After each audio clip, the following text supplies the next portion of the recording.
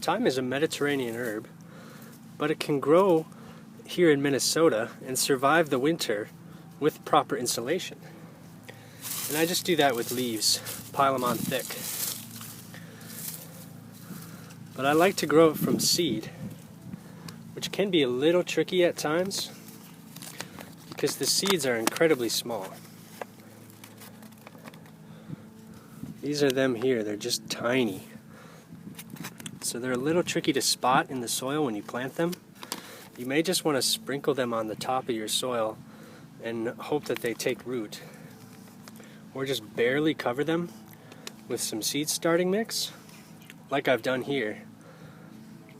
And my thyme went to flower this year, so I waited till the flowers dried and then just sprinkled the flowers on whole, and the seeds are in there and they've all come up here, and they're going to be small for quite a long time. They take a long time to mature, but if you have patience, you can grow them all winter inside and then plant them out in the spring.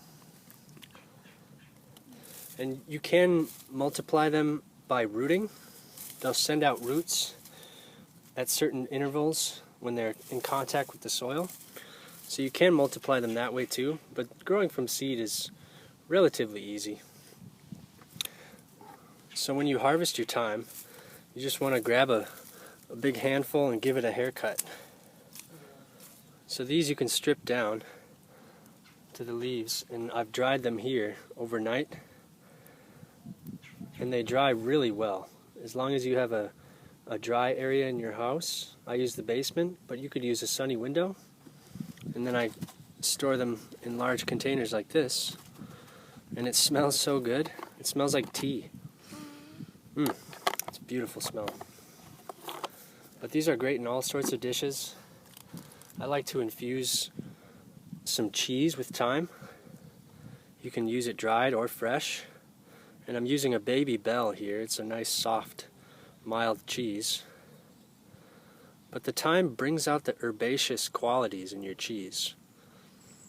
When the cows graze on grass, they impart some of that flavor onto their cheese, and the thyme really enhances it. So that's a lovely little snack with thyme. But we've also made some tea here. We have dried and fresh. And tea has been used to give people courage. Since ancient times, it's been used for that purpose.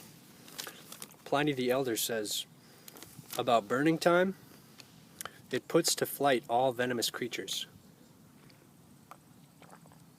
So it became known as a courageous drink, and the Romans would bathe in thyme to release the aromas. The fresh is very nice, but the dried really has a lot of flavor. So if you harvest lots of thyme, it does take a while to process it down, or you could wait till it dries and then it'll strip off a lot easier.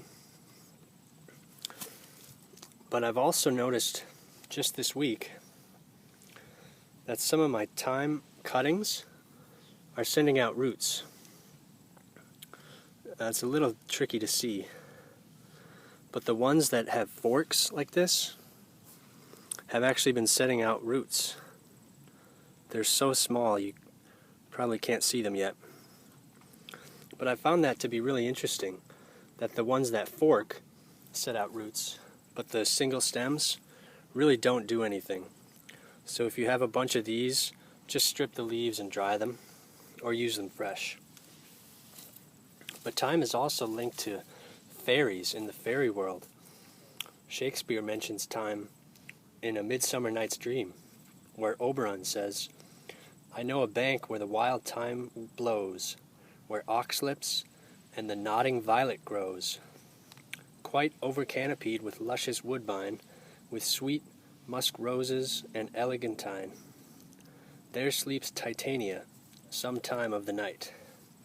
So Titania is the fairy queen. So it's been linked to fairies in numerous ways. But the flowers are magnificent, and they bring in the bees. And it's said that honey from thyme flowers is the best honey in the world. It also has antiseptic properties, like many other herbs. So infused in a tea, it can sterilize the water slightly. It can extend the shelf life of foods. You can put it in soups, and it'll preserve them for longer. And because of its antiseptic properties, the ancient Egyptians used it in the embalming process. And that led to it being used in funeral services. They would bury the dead with some thyme to ensure they would make it to the afterlife. So thyme has a rich history. It can be used in many different dishes. It's an essential for like poultry seasoning, but it's great in all sorts of vegetables. As a tea, really brings out the herbaceous notes in a cheese. So I hope you give it a grow. Thanks for watching, and we'll see you next time.